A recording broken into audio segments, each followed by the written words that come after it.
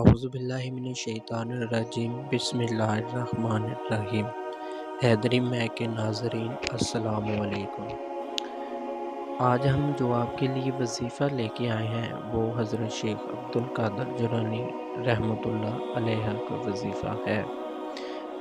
وظیفہ ہے رزق کا دروازہ کھولنے کا عمل۔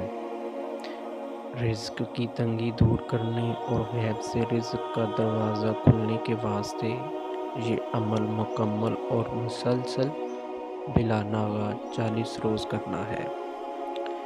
ایک وقت مقررہ کر کے باوضو 11 بار درود شریف پڑھے اور 1111 مرتبہ یا مغنیو پڑھے۔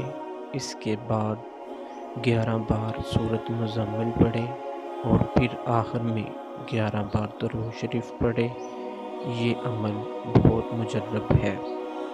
انشاءاللہ تعالی اس عمل کی برکت سے روزگار کے دروازے کھل جائیں گے۔ عمل شرط ہے۔ جی تو ناظرین، یہ تھا ہمارا آج کا وظیفہ۔ آپ اس وظیفے کو ضرور کیجئے گا۔ اگر آپ کو ہماری ویڈیو اچھی لگے تو ہمارے چینل کو ضرور سبسکرائب کریں۔ جزاک اللہ۔